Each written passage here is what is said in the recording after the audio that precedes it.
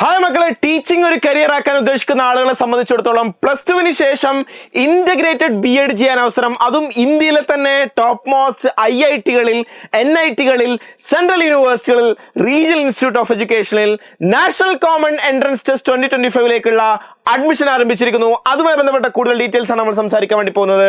നിങ്ങൾക്ക് എല്ലാവർക്കും അറിയാവുന്ന പോലെ തന്നെ +2 ശേഷം ഡിഗ്രി ചെയ്യുക, ഡിഗ്രിക്ക് ശേഷം BEd ചെയ്യുക എന്നുള്ളതായിരുന്നു നമ്മുടെ നാട്ടിലുള്ള രീതി. അതിന് ഒരു വ്യത്യസ്തമായ സ്വഭാവം കൊണ്ടുവന്നുകൊണ്ടാണ് നാഷണൽ എഡ്യൂക്കേഷൻ പോളിസിയിൽ ITEP integrated teacher education programme എന്ന് പറഞ്ഞിട്ടുള്ള ഒരു സംഗതി കൊണ്ടുവന്നിട്ടുള്ളത്. അത് പ്രകാരം 4 വർഷത്തെ കോഴ്സ് കൊണ്ട് നിങ്ങൾക്ക് ഡിഗ്രിയും BEdും സ്വന്തമാക്കാം എന്നുള്ളതാണ് ഇതിന്റെ പ്രധാനപ്പെട്ട പ്രത്യേകത. അതും ഇന്ത്യയിലെ തന്നെ ടോപ്പ് മോസ്റ്റ് IIT-കളിൽ, NIT-കളിൽ, അതിൽ NIT കാലിക്കറ്റ് അടക്കമുള്ള NIT-കളിൽ, അതുപോലെ തന്നെ ടോപ്പ് മോസ്റ്റ് സെൻട്രൽ യൂണിവേഴ്സിറ്റികളിലേക്കൊക്കെ നിങ്ങൾക്ക് NCET എക്സാമിനേഷൻ വഴി integrated BA BEd, integrated BCom BEd, integrated BSc BEd കോഴ്സുകൾ ചെയ്യാൻ വേണ്ടി സാധിക്കും. അതുമായി ബന്ധപ്പെട്ടുള്ള നോട്ടിഫിക്കേഷൻ വന്നിട്ടുണ്ട്. എന്തൊക്കെയാണ് ഡീറ്റെയിൽസ് എന്നുള്ളത് നമുക്കത് പരിശോധിച്ച് നോക്കാം. NCET എന്ന് പറയുന്നത് നാഷണൽ കോമൺ എൻട്രൻസ് ടെസ്റ്റ് എന്നാണ് പറയുന്നത്. 4-year ITEP പ്രോഗ്രാംസ്, അതായത് ഇന്റഗ്രേറ്റഡ് ടീച്ചർ എഡ്യൂക്കേഷൻ പ്രോഗ്രാം എന്നുള്ള സ്വഭാവത്തിലാണ് വരുന്നത്.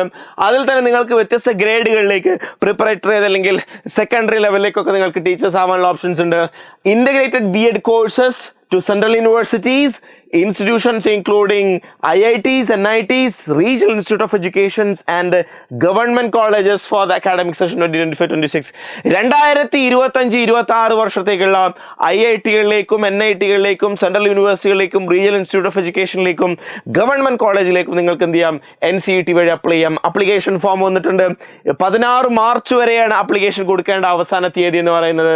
നിങ്ങൾക്ക് last date of successful transaction of fee എന്ന് പറയുന്നത് 16th March up to 11:50 PM ആണ്. കറക്ഷൻ വിൻഡോ ഓപ്പൺ ആവുന്നത് 18th March to 19th March വരെയാണ്. Announcement of city of examination first week of ഏപ്രിലാണ്.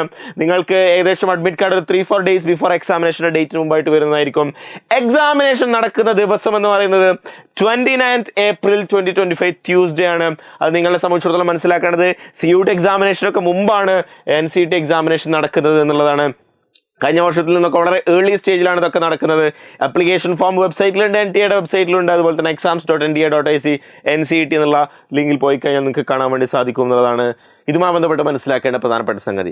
അപ്പോൾ NCET-ൽ എന്തൊക്കെയാണ് അതിൻ്റെ അപ്ലിക്കേഷൻ ഫീസ് വരുന്നത്? ജനറൽ കാറ്റഗറിക്ക് 1200 രൂപ, OBC NCL കാറ്റഗറിക്ക് 1000 രൂപ, SC ST PWBD third general കാറ്റഗറിക്ക് 650 രൂപ എന്നിങ്ങനെയാണ്. അതിൽ പ്രധാനമായിട്ടും 4 സെക്ഷനുകളാണ് ഉണ്ടാവുക. ഒന്നാമത്തെ സെക്ഷനിൽ ലാംഗ്വേജ് സെക്ഷനാണ്. അത് 2 ഡിഫറെൻറ്റ് ലാംഗ്വേജ് പേപ്പറാണ് ചൂസ് ചെയ്യേണ്ടത്. 2 ലാംഗ്വേജ് നിർബന്ധമായിട്ടും സെലക്ട് ചെയ്യണം എന്നുള്ളതാണ്. ഒന്ന് ഇംഗ്ലീഷ് ആവും, അല്ലെങ്കിൽ മറ്റേതെങ്കിലും ലാംഗ്വേജ് ആവും, ഹിന്ദിയോ അറബിക്കോ ഉറുദു ഒക്കെ ആവാം എന്നുള്ളതാണ്. അതിൽ each language paper will have 23 questions out of which 20 questions to be attempted. 23 ചോദ്യങ്ങൾ ഉണ്ടാവും. അതിൽ 20 ചോദ്യങ്ങളാണ് അറ്റൻഡ് ചെയ്യേണ്ടത്. പിന്നെ ഡൊമൈൻ സ്പെസിഫിക് സബ്ജക്റ്റ് ആണ് സെക്ഷൻ 2 വരുന്നത്. 26 ഡൊമൈൻ സ്പെസിഫിക് സബ്ജക്റ്റ് ഉണ്ട്. അതിൽ 3 domain specific subject V choose ആണ് എന്നുള്ളതാണ്. ഈച്ച് ഡൊമൈൻ സ്പെസിഫിക് സബ്ജക്റ്റുകളെ സംബന്ധിച്ചിടത്തോളം അതിൽ 28 ചോദ്യങ്ങൾ ഉണ്ടാവും. അതിൽ 25 ചോദ്യങ്ങളാണ് എഴുതേണ്ടത്. അതിൽ തന്നെ മൂന്നാമത്തെ സെക്ഷൻ ജനറൽ ടെസ്റ്റ് നിർബന്ധമാണ്. അത് സയൻസ് ആണെങ്കിലും കൊമേഴ്സ് ആണെങ്കിലും ഹ്യൂമാനിറ്റീസ് ആണെങ്കിലും ഒക്കെ നിങ്ങൾ എഴുതേണ്ടതാണ്. General test is mandatory.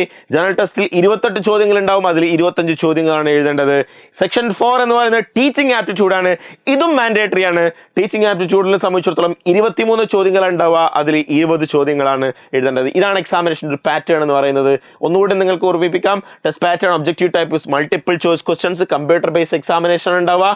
13 language, reading comprehension, literary aptitude, vocabulary ഒക്കെ ടെസ്റ്റ് ചെയ്യുക. 12th ക്ലാസ് സിലബസ്, ഏകദേശം CUT എക്സാമിനേഷൻ്റെ അതേ സിലബസ് ഫോർമാറ്റ് തന്നെയാണ് NCET-ലും ഫോളോ ചെയ്യുന്നത്. ജനറൽ ടെസ്റ്റിൽ general knowledge, current affairs, general mental ability, numerical ability, quantitative reasoning, logical and analytical reasoning, എൻവയോൺമെന്റൽ ലിറ്ററസി തുടങ്ങിയിട്ടൊക്കെയുള്ള സബ്ജക്റ്റുകൾ വരുന്നുണ്ട്.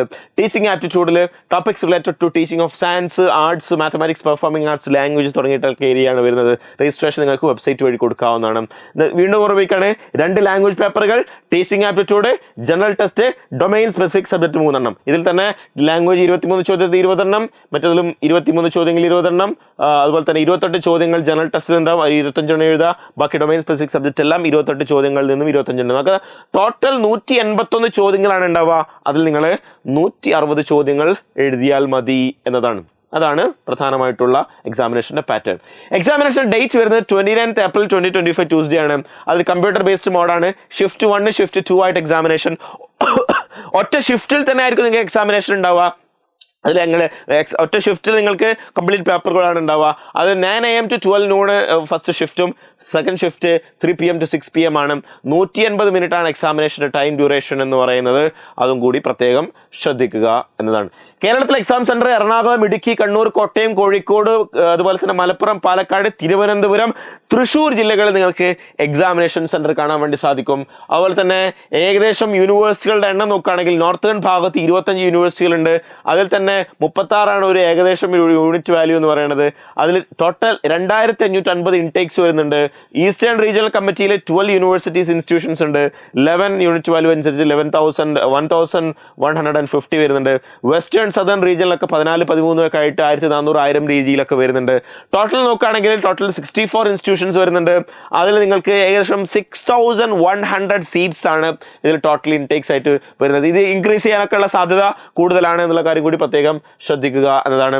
ഇത് പ്രധാനമായിട്ട് നിങ്ങൾ മനസ്സിലാക്കേണ്ട കാര്യം എന്ന് പറയുന്നത്, ഇന്റഗ്രേറ്റഡ് ആയിട്ട് നിങ്ങൾക്ക് BEd ചെയ്യാൻ താല്പര്യമുണ്ട്, ടീച്ചിങ് ആണ് നിങ്ങൾ ഉദ്ദേശിക്കുന്ന പ്രൊഫഷൻ എങ്കിൽ ഒന്നും നോക്കേണ്ടതില്ല. +2 കഴിഞ്ഞ കുട്ടികൾ നിർബന്ധമായിട്ടും എഴുതേണ്ട പരീക്ഷയാണ് NCET. അതുപോലെ തന്നെ NIT, കാലിക്കറ്റ് പോലുള്ള ഇൻസ്റ്റിറ്റ്യൂഷനിലേക്ക് നിങ്ങൾക്ക് ഇതുമായി ബന്ധപ്പെട്ടുള്ള ഇന്റഗ്രേറ്റഡ് BSc BEd കോഴ്സുകൾ പ്രൊവൈഡ് ചെയ്യുന്നുണ്ട്. വളരെ മികച്ച കോഴ്സാണ്. നിങ്ങൾക്ക് NITയുടെ എല്ലാ ഫെസിലിറ്റീസും ഉപയോഗിക്കാൻ പറ്റുന്ന സ്വഭാവത്തിലേക്ക്, NITയുടെ ഒരു അലൂമിനിയൊക്കെയായി മാറാൻ പറ്റുന്ന സ്വഭാവത്തിലുള്ള ഒരു പ്രത്യേക കോഴ്സ് കൂടിയാണ്. അതിന് ഈ JEE എക്സാമിനേഷൻ്റെ അത്ര ഒരു ടഫ്നെസ് ഇതിനില്ല NCET എക്സാമിനേഷൻ. അതുകൊണ്ട് നിങ്ങൾക്ക് അറ്റൻഡ് ചെയ്യാവുന്നതാണ്. സെൻട്രൽ യൂണിവേഴ്സിറ്റി ഓഫ് കേരളയാണ് കേരളത്തിലുള്ള സെൻട്രൽ യൂണിവേഴ്സിറ്റി എന്ന് പറയുന്നത്. സെൻട്രൽ യൂണിവേഴ്സിറ്റി ഓഫ് കേരളയിൽ നിങ്ങൾക്ക് integrated BA BEd BSc BEd BCom BEd കോഴ്സുകൾ കാണാൻ വേണ്ടി സാധിക്കും.